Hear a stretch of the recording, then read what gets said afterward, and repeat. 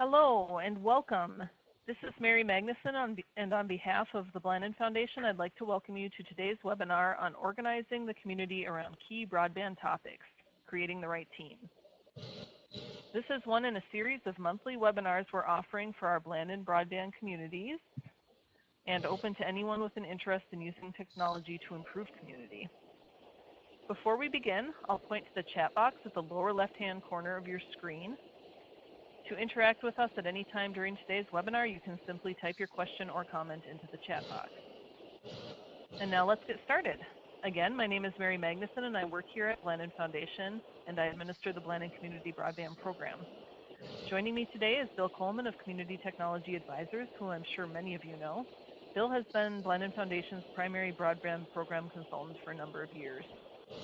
Bill will introduce our speakers today. They are Janet Keogh of the Cloquet Valley Internet Initiative, Mark Erickson from RS Fiber, Don Hegland from Upper Minnesota Valley Regional Development Commission, Kelly Hinnenkamp from the City of Annandale, and Julie Rath from Redwood Area Development Corporation. Bill? Thank you, Mary. Today's topic, organizing the community around key broadband topic, creating the right team, is really comes out of the idea that it does take a great team to move community broadband initiatives forward, whether you're working on infrastructure or whether you're working on adoption. Today we are going to focus primarily on the infrastructure side, network development, but in some of our conversation will hit on the adoption and use as well. We're going to do a quick round robin and ask people to our speakers to talk a little bit about how this became a priority in their organization and community, who has emerged as the champions and team members in the initiative, where are you now with the project. So each of our speakers will take just a couple minutes and talk about their project and introduce themselves. Mark, do you want to get us going? Thanks everybody for tuning in, I guess. RS Fiber began about 6 years ago as really a municipal project, but the county of Sibley County quickly saw the value and asked if we would include the farms, and we did. And we got close to revenue. We got close to financing the project with the revenue bond and the bond agrees. Just couldn't get comfortable with the amount of risk. So last year we reorganized and formed a private cooperative. We asked 17 townships to join our joint powers board that already had 10 cities, and they have agreed to pledge funds from a geo tax abatement bond and loan it to the cooperative as an economic development loan. The cooperative will leverage that into additional dollars to build and construct the system. I want the broadband communications out of Winona will be our operator. And that's kind of it in a nutshell. Okay, thanks, Mark. Jan, tell us about Cloquet Valley and where you're located. Do let me know if you can't hear me. I'm a supervisor for North Star Township, which is a rural outstate township about 20 miles north of Duluth in St. Louis County. I represent a consortium of 7 townships. We're calling ourselves the Cloquet Valley Internet Initiative. And this township consortium has been working on about 2012 to bring broadband to our citizens. We got started when we saw the ARRA, the stimulus projects in fiber in Lake County, Cook County, and the NESC project going on all around us. And we started to make some phone calls to find out whether any of those projects suit us, and found that they would not. And then, we self-identified ourselves as townships that had similar concerns about poor broadband or internet access in our area. So Townships started to get together with informal meetings. We, again, made a whole lot of phone calls to the providers and started to educate ourselves about what it would take to improve internet in our area. The champions in our team were township supervisors like myself and a few small business owners who were very concerned about their access to the internet. In a nutshell. Great, thank you. Kelly, tell us about Annandale. Yes, hello, my name is Kelly Hinnenkamp, and I'm the city administrator for the city of Annandale. Broadband's been the #1 issue in Annandale for quite a few years. I think the most defining moment that raised this issue to the top was in 2011 when the city conducted a business retention and expansion survey. Broadband was by far the #1 issue that was raised by businesses that made it difficult to do business in Annandale, and at that point, the city council realized that the city was going to have to step in and get involved. So shortly after I came in 2012, they appointed 2 council members to serve on a committee to work towards this issue, and I think those 2 have been amazing. They've dedicated a significant amount of time. They really rose to the top as the champions, and being political figures as well, I think it really helped our project, knowing how much the city was going to need to be involved. We also have a local economic development committee that consists of a cross-section of key business leaders in our community.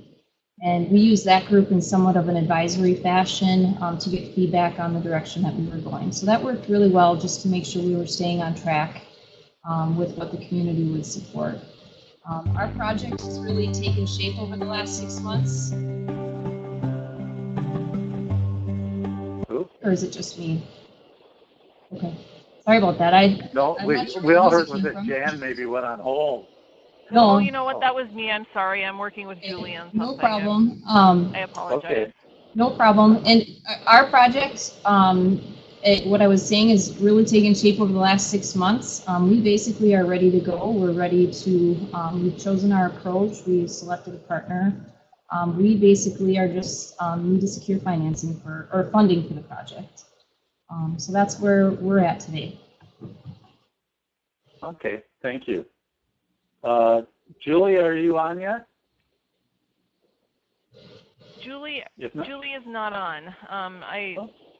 Yeah, I'm trying to get that squared away. Hopefully we'll get her on in a second. All right.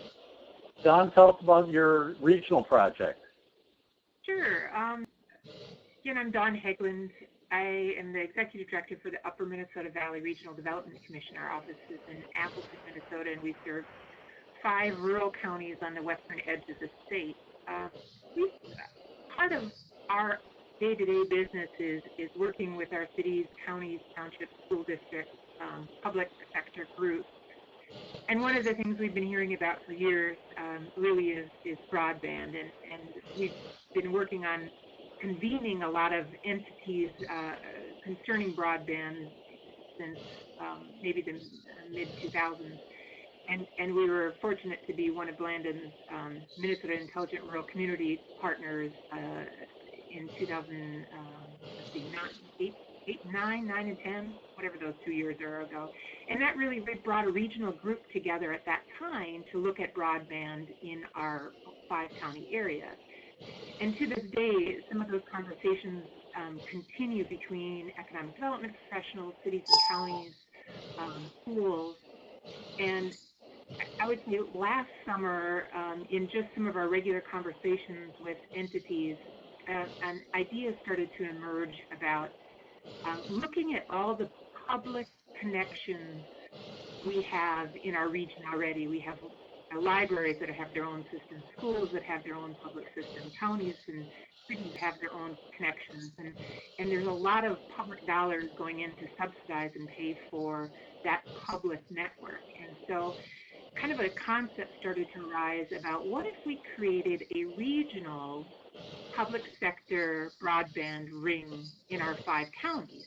Could we streamline services, maybe get some better services to places that were struggling with the connections, maybe save some money, share technology expertise, remote backup, just dreaming a little bit about it. And so we're just embarking now on looking at a feasibility study to see if we can create we're just calling it a public sector broadband ring in our 5 counties. And ideally, the hope would be that this broadband ring connecting public entities would be a springboard for connecting the rest of the geography in the counties too, so residents and businesses and the like. So we're just starting down that path. Great. Don, who are the champions for that initiative? Who are the people who are really helping to make that happen? You know, for this recent initiative, I think it's really the counties. We have some county staff, county administrator staff, and some of the county IT directors that are just really big, strong advocates for figuring out how we can improve the network in our region and do things better together. Okay, thanks. Mark, who's been the big drivers in Renville-Sibley area? Who's the champion? It started out as the mayor of Winthrop, and the council bought into it. Oh, I have a terrible echo here. Go forward. And then we went to the other really 11 towns in the area at the time and informed them, and they quickly saw the need for it and the importance of a fiber to the home network. And after we educated a lot of people in the area, we held over 100 meetings and did 2 mass mailings. People came out of the woodwork and said, we have got to get this done. I remember one lady up in Greenough, I asked her where her support came from, and she said, this is the biggest no-brainer I've ever seen in my life. No one else can do this for us. The incumbents can't. We have to do it ourselves. So it was really started with local government, and it quickly spread. Yes. Okay, great. Thank you. Is Julie on now? I see her picture. Hi, Julie. Hi. Sorry about the technology challenges I'm having. Oh, that's okay. It gets exciting when you're mobile. Tell us about your broadband initiative, Julie. What is it, and where are you, and who's been leading? Yeah, I'm Julie Rath. I'm the Economic Development Specialist at the Redwood Area Development Corporation. Our office is located in Redwood Falls, and we work with communities across Redwood County. I initially had not paid a lot of attention to the broadband initiative. Was at the DEED conference, met with Bill. He gave me this booklet and took home and read it in the office one day and realized that Redwood County was in the top 10 underserved counties in the state. So I called Bill. I said, this is not a good list to be on. What do we do? And so back in 2011 and 12, and we ended the process in 2013, we did the county feasibility study with Blandin to determine what it would take to do fiber to the home. We formed a committee. Basically, it's IT people either from counties, city, hospitals, school districts that have come to the table and have been our steering committee through that process. And I guess our leader is Leonard Runk, who's with the Red Rock Central School District, and is very in tune to technology because they have their own student-run internet business that they've been doing out of their school district in partnership with Century Tel, probably for 12, 13 years. So that's what our story is started with and what we continue to do. Sam. Okay, great. Thank you. I should say that both Renville-Sibley and Redwood counties are part of our Blandin Broadband Communities program. So spent a lot of time with Mark and Julie here lately. Let's talk about, Mark talked briefly about this educating community, the community itself, and then community leaders about the importance of broadband. Interested in what really worked in your community. And Jan, why don't you start off a little bit and tell us about that in your area? Okay, well, an awful lot of people in our area were not using the internet because access was so poor. And so we had to develop a completely grassroots education program, starting with our team, because none of us are really broadband experts. And so we developed our own literature on the difference between the various kinds of broadband. We handed that out at picnics and town hall meetings and sent it out to the newsletters, et cetera, et cetera. We held a lot of town hall meetings and brought a couple of providers in to them. We eventually set up a website and Facebook page. Thank you very much to the Blandin Foundation for your help with that, and an e-newsletter. And it's a continuing process because people are still kind of coming up to speed on what you might be able to do with actual broadband. We fundamentally felt that for our rural area, the population density is so low that we have to actually help create that market so that we're ready when a provider wants to come in and work with us. And so having the township supervisors on board was really key because they respect the people in the community and they tended to open the doors with the providers too. So there was an awful lot of activity, and there continues to be. I think it's paying off to an extent because our electric co-op has, after several town hall meetings in each of the 7 townships, is starting to put up wireless towers and supplying incremental improvements to broadband in some of our areas. But I think it's that people-to-people activity that has made a difference. Okay, so you've been to a lot of picnics then, huh, Jan? Yeah. That's good. That's not so bad. That's good. Mark, tell us about your 100 community meetings in Renville, Sidley. Well, over a period of about 18 months, we held a series of meetings in all of the communities. And that was very effective, but I think what was most effective was mass mailing, where we sent a fiber to the home primer to everybody, actually 2 copies over a period of 18 months.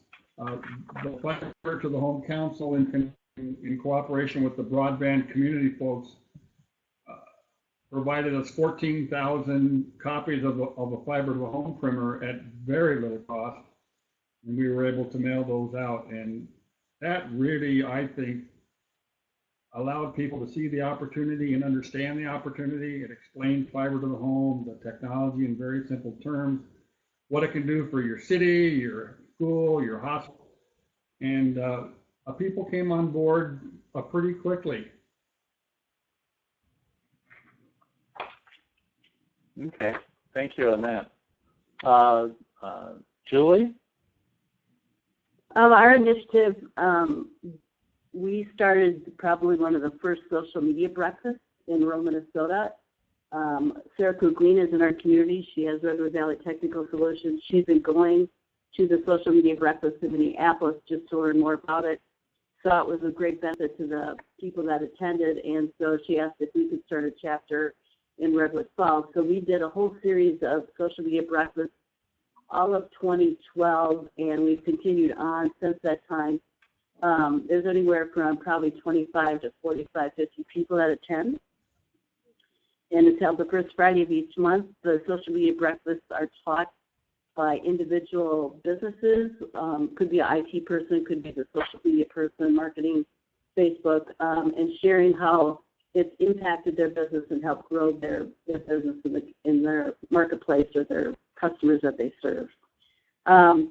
Beyond that, we need to do a better job getting the word out to our community people. Redwood Falls is very much on board with this, but again, we're a rural county, population is about 16,000 people, so the next phase of this is more about our smaller towns under 1,000 and how do we help them use this better. So being part of the Blandin Broadband Community Project right now is a time-consuming educational process in itself. However, I'm learning and talking with the other superintendents and getting out talking to other people about it. They're seeing the need for this. We have 3 of our schools that are adding on. And so as they're doing these additions, they're using their additional fiber in their building to make this all work. And with the students getting more tablets, it's a whole infrastructure challenge and opportunity that has to be addressed. So if I can get more people talking about the importance of this and the impact it will make on their daily lives as students or businesses and community members, that's going to have a big impact. Our providers come to the table on occasion, but we need to be more intentional and talk to them as well. Okay, sounds good. And Dawn, tell us about, what it took to get a regional effort going and what kind of leadership education that's taking place there. Well, again, our agency is fortunate to be in the position of connecting with cities and counties and schools, the public jurisdictions around a variety of community economic development subjects on a very regular basis. And so for us, we kept telling the story and showing examples of places that have worked successfully on broadband initiatives. And it didn't hurt that Lackaparow County, one of our 5 rural counties, was very progressive and aggressive, working with a local telephone cooperative and rolling out fiber to the prem throughout their county. And so I think as one of our our smallest rural counties in our region, kind of forging ahead in that initiative, I think it made the other neighboring jurisdictions kind of take a little bit of notice and say, yeah, we maybe should look at that too, and how did you do it, and what should we be doing? And so I think just having that level of success locally, where it wasn't some other big place far away, really made our local elected officials perk up a little bit. And then they started asking more questions, and our job, is really pulling the people together and convening people. And in the work that we do, we can share all of the rest of you that are doing great work throughout the state. We share your examples with our cities and counties, and I think that just serves as a little inspiration, and then there's a little pressure to kind of keep up with the Joneses. So our counties have all taken really strong leadership roles in wanting to be connected. As a result, we worked with a local teleco and submitted 2 applications to the State Broadband Fund this last year, one of which was funded. So Big Stone County was able to secure some of those state dollars. And so we're going to have 2 of our 5 counties with fiber to the prem throughout.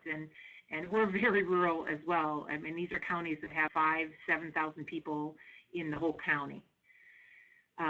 So, it's spreading because, neighbors are talking to one another about what they're doing, and that's just built a lot of awareness and interest.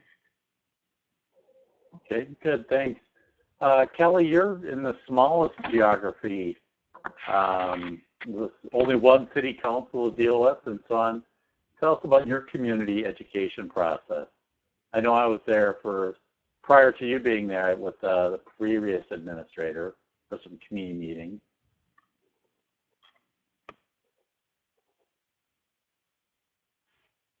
Oh, are you muted, Kelly? Sorry about that. I muted myself so that I wouldn't annoy the other presenters, and I forgot. But what I was saying is I think it was interesting that when I came here, how well educated the community already is. Our history here is that the local telephone company had employed older individuals. They all live in the community, and it's surprising, how little education we've had to do through this process. I mean, we've talked a lot about different technologies, and when we bring up the difference between fiber or HFC networks or wireless, I mean, a lot of the community members really get the value in fiber, and they really get the value of having the broadband. So we haven't had to do a significant amount of work in the education piece. For us, it was more or less just communicating with them and keeping them up to speed on what we were working on is how we really approached it. But we're pretty fortunate that the community is really advanced. When I first started here in 2012, I remember coming in one of my first days, we had internet problems in the office, and they're saying, well, let's do a speed test. I'm like, what is a speed test? But everybody in the community has just lived it for so long that they've educated themselves on it. So it's been easy for us on that aspect. Okay, thank you. Let's talk a little bit about the existing telecom providers, prospective telecom partners. If you read any guidebook of community broadband, the first thing is talk to your existing providers. And Jan talked a little bit about bringing them in. And Julie, let's talk in Redwood, role of providers in your initiative and any results from that. Sure. When we did our feasibility study, of course, we had to raise matching funds. So I went to the providers, and we have 4 that are landline providers, and then we have a wireless provider. 2 of the 4 actually participated with cash contributions, and the county matched the balance of that. They participated in our meetings, but again, they will only make the investment if it's going to be worth their while. So again, increasing the broadband usage is going to be key. 2 of them are in 2 of the communities, and of the 2, one serves out into the rural area. But I am not sure if it's copper. I'm guessing it's copper that they're running on. It's not fiber to the home for sure. The other one is making strides and has been assisting some of the banks.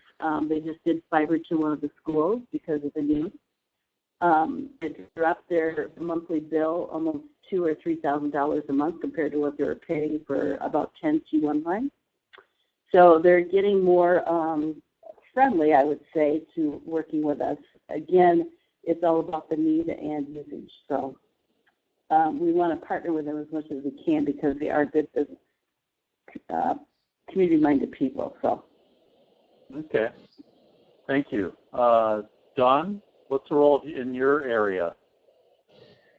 We've been pretty fortunate. We had a rural teleco who had, I think really even before, very, very early on, 10 years ago, started rolling out fiber to the premise, fiber to the farm in their small service territory. And they, when Powell County started looking at doing fiber to the premise throughout their whole county, they engaged all the different phone internet providers in the county in that discussion. And the one teleco continued to be really aggressive and progressive at wanting to serve more geography and willing to make some investment. And so we've been really fortunate to have a progressive telephone cooperative who's really interested in investing in the rural, smallest communities, in the rural, low-density rural population as well. And so as we're looking on a regional scale, that particular cooperative has a foot already in 4 out of our 5 counties. Not complete 100% coverage, but so we have a very positive relationship with a local provider who is really interested in doing work in the region. We're also with a couple other smaller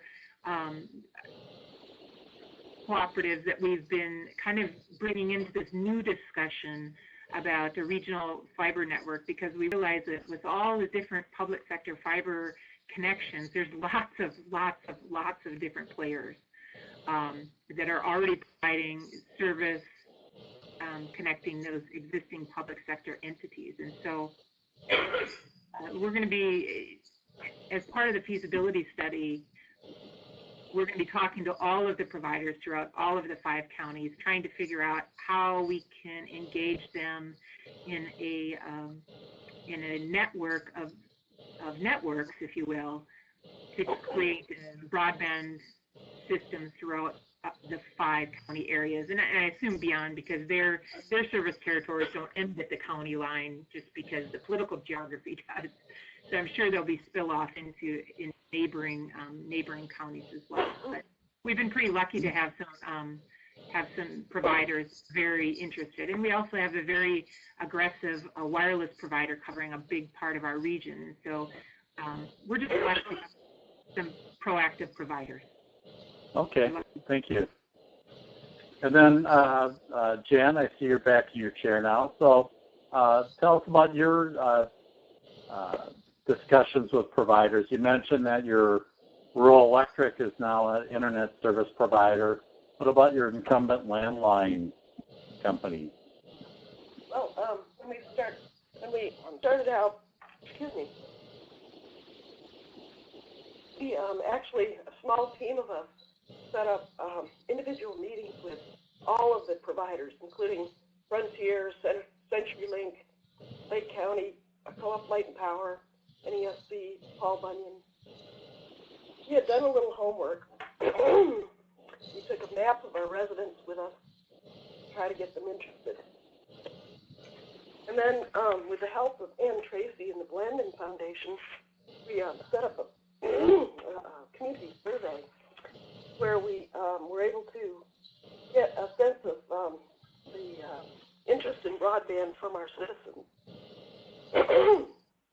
Well, we got funding for a feasibility study from the Blandin Foundation and help from our county and AgStar. We took all these things to the providers to try to get them interested in coming to our area. And as a result, our electric co-op has decided to invest in the wireless towers. So we're letting that play out, but at the same time, we're looking ahead toward the greater need for higher speeds. So we're staying in touch with all of these providers as they make their business plans to see whether true high-speed internet at the state standard above might be possible. So we're keeping them informed by sending them news when we have it. We try to meet with them whenever we can, and just keep them in the loop, say we're making progress, but we're still interested. Okay, thank you. Mark, I know you have a few thoughts on this. Early on in 2009, we went to our local provider and asked them to upgrade to fiber to the home. That was our vision. We wanted fiber to the home. And they indicated they would be glad to do that. And 12 months later said that they would be unable to do that. We went to Mediacom. They weren't uninterested. Then we went to CenturyLink and Frontier as well and asked them to upgrade, and they weren't interested. I went back to them all and said we would be willing to pay for the fiber network, to put the money together for the fiber network, and they could operate it and keep their customers. And at the end of the bond period, they could buy it for a nominal sum. And they all indicated that they weren't interested in doing that either. So that's when we decided as a group that if it was going to get done, it was going to be us that got it done. The reaction from the providers was interesting. Mediacom has been completely silent. CenturyLink has been a little bit on the offensive against it, not too much. Frontier was negative early and often with a lot of misinformation. And Winthrop Telephone has just indicated that they just don't need that kind of speed. And in the meantime, they're upgrading their copper network to supply people with a 20 and 30 megs. So we went to the providers early. We didn't think any of them would participate because I have a history of going to them. We did it for cover, basically, guys. I have to be honest with you. We just knew they wouldn't participate. We added the extra function of we will pay for it, and we were sincere about it. They just weren't interested. So. Okay, thanks. Kelly, any comments you want to add from Annandale?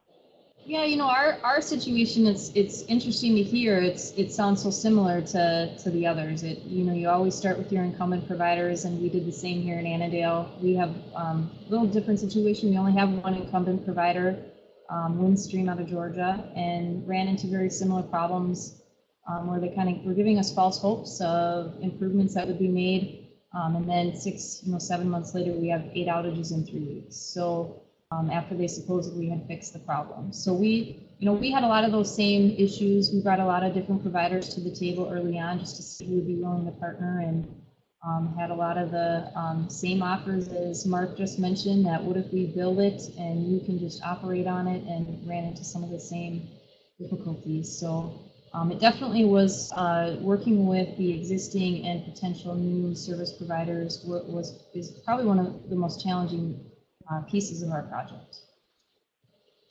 Okay, thank you. And I know that's a common, the same barriers that keep them from investing on day one don't go away no matter how many meetings you have with an incumbent. So that's a challenge. And Bill? Yeah. Bill, can I add one thing? All of our providers do a decent job, but they just are on their shareholder structure just doesn't allow them to do this. So good people locally, they want to participate and with us, but they just can't. Okay. Well, thanks for that. It is trying to keep and build relationships locally that's a challenge. I know that this gets touchy at the local level. So remembering this is a long-term deal, and as Don talked about, when you want to create networks, it's handy to have partners as well. Let's talk about the use of consultants on your teams. What's going on? How have you used consultants? Was that a good experience? What could have been better? What was frustrating? And what's the value of those the feasibility studies and analysis you've done? Jan, do you want to start? Well, first of all, I just can't say enough good about the Blandin Foundation and the amount of expertise that you're providing to communities that are interested in broadband. We got 2 of the community support grants, if you will, for consulting services with Bill Coleman, and Ann Tracy helped us a tremendous amount with our survey and our website. And, they've been very generous with their advice all along. We did 2 feasibility studies, and we worked with 2 different consultants on those. Eureka Broadband Ventures helped us develop sort of a broad brush study of all the providers and their opportunities for expansion in our rural area. And the amount of education that they provided to us and the really frank and comparison across the providers was fantastic. And then we went to Compass Consulting for our engineering analysis, and they did a great job. They met our needs, and both of those companies have been really super to work with and continue to give us advice whenever we ask. So I think the level of expertise in Minnesota available for these things, people are really tremendous. So that was really great. The one frustration is that we did confirm through our feasibility studies that broadband is, one, very expensive, and the business model of providers depends on return on investment. And for low-density places like us, it's very difficult to find. And then there's really no easy way to raise the kind of money that it takes if you have to build infrastructure in the community. And so that's been a frustration, but I think we all have to be realistic about these things as we go forward. Okay. Yeah, it's hard when the facts burst your bubble a little bit. So it's good to know what the costs are and the challenge ahead on that and so on. So good. Kelly, what about in Annandale? Yeah, so we started our process initially not utilizing a consultant, and we learned early on that as a group that didn't have a lot of technical expertise, that it was really important to have a consultant guide us through that process.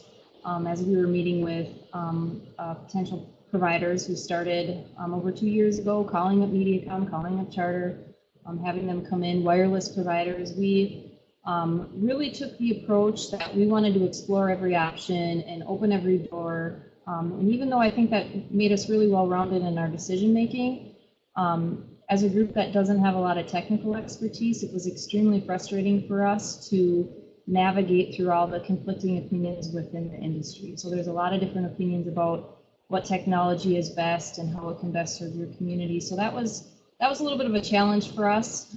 We were trying to do the best thing, but once we took on a consultant, we were the same. We were fortunate through Blandin to get a grant to do a feasibility study, and Eureka Broadband was the company we hired. We were actually very lucky that one of the consultants was actually a resident of Annandale, so there was a local tie there.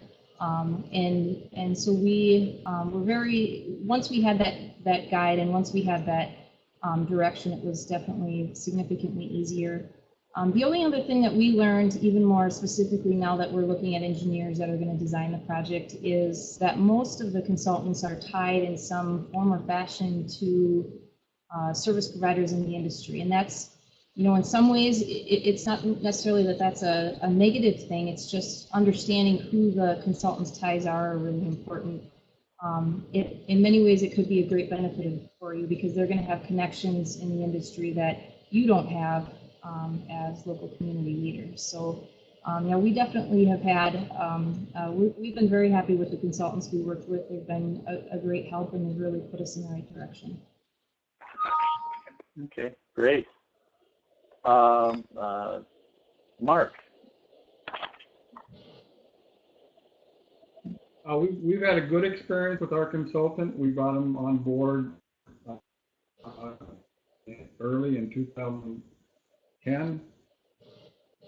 He gave us the the fact that here's someone who knows what they're talking about that's going to explore what you need to do and how people could buy in. He legitimized our efforts.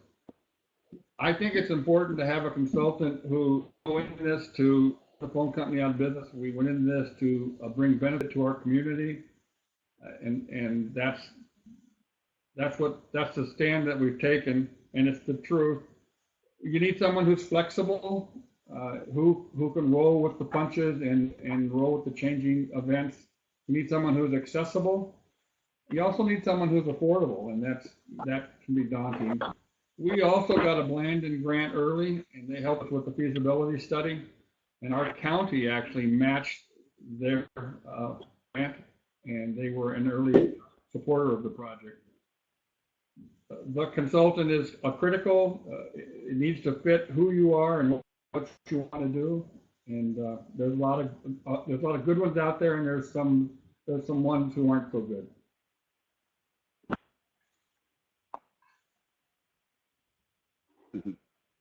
Thanks, Mark.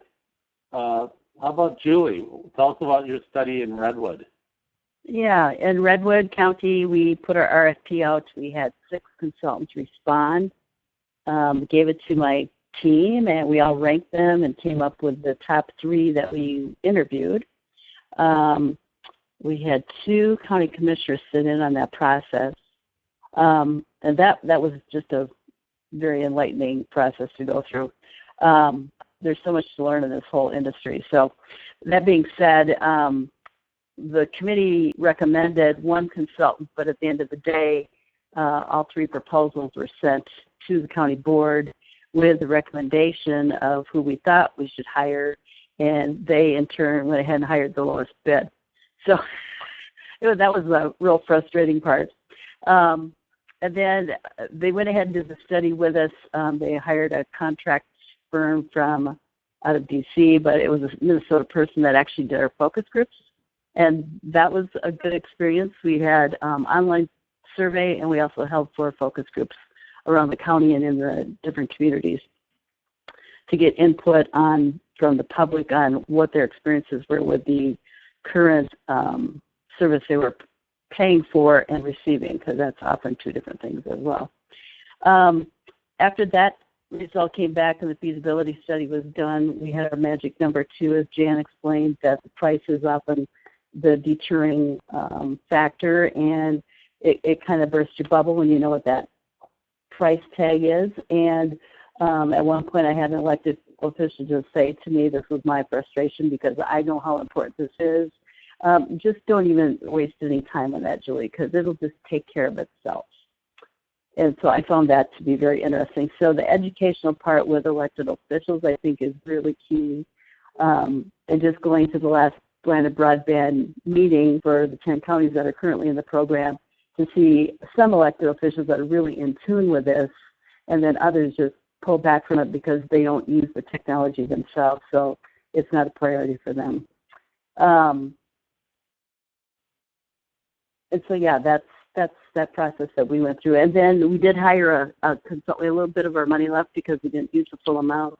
So we did bring another consultant that we had interviewed back into the process to kind of fill in some of the voids that we felt still needed answers to. So, but at the end of the day, is that engineering plan that was kind of skewed because, as Kelly maybe said, the consultants are tied to the service providers, so you don't necessarily know what that means for you in the outcomes going forward, and is that truly what the price tag is, or is it really going to be different? So those are some of the frustrations I have.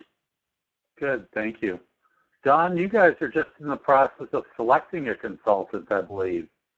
How's that going, and maybe you have news? No, I'm copiously writing notes from those of you who've gone through the process. Yeah, we can help you, Don. That's right. We've already been collecting a lot of other RFPs and samples from Minnesota and beyond, and kind of combing through those for tips and hints and I guess advice. So like I said, we'll learn in our RFP process from all of you. But I did recently make one other connection I was recently at a national conference meeting in Washington D.C. and NTIA had a booth. It was a federal agency roundtable kind of resource fair for agencies, and NTIA had a resource booth there. And so I spent some time talking to the staff people, and originally a few years ago with all the ARA money and things, they actually had some dollars they were putting into broadband infrastructure. And they were very upfront when I started to talk to them that said, we don't have money for, infrastructure development. I said, well, how can you help then? Because they were, what they were talking about was broadband. And they said that they were able to provide technical assistance.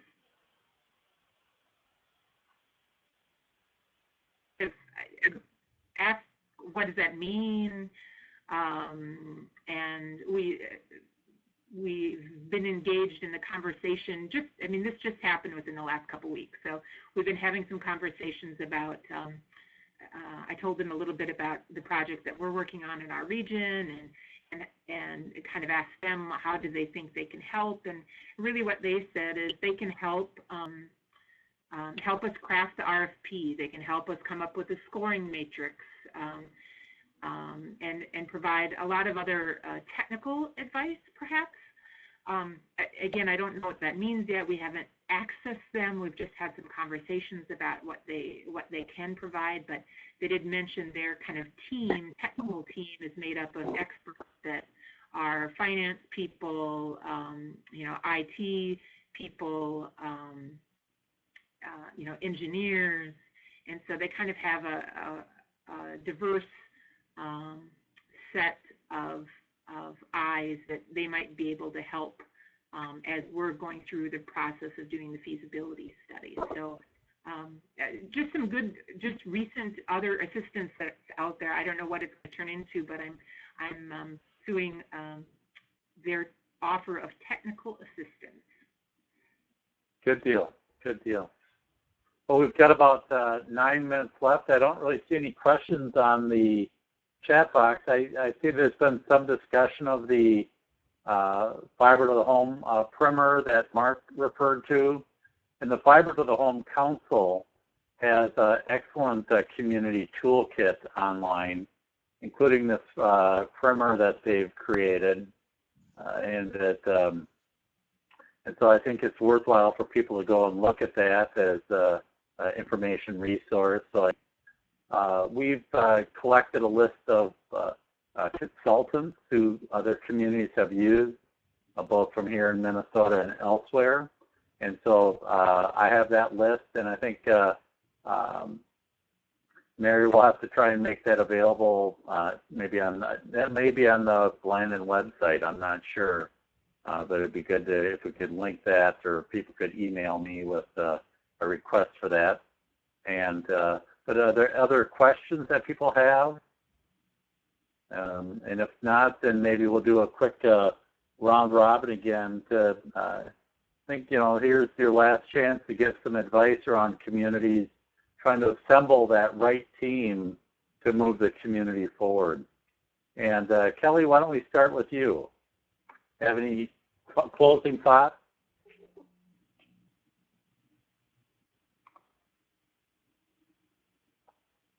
You're muted. Sorry about that again. That's right. I think it's really important. Can you hear me now? Yes. Okay. I think it's really important early on to get the right people on your team and to goals, and to try and identify, what you're trying to accomplish, and educate yourself and find the right people to help you out. I mean, those were the things in the end, when we look back, those were the key aspects to moving us through all the way on our project. Okay. Well, good luck to you guys as you move forward on your project. I know it's getting close, so that's exciting. Jan? I guess I'd say that communication across the team, and then communication with the community, is important to keep up throughout the process.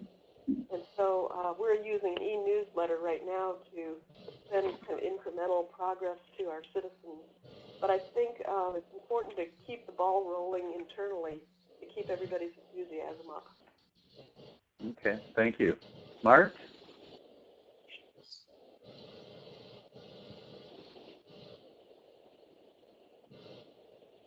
Mark?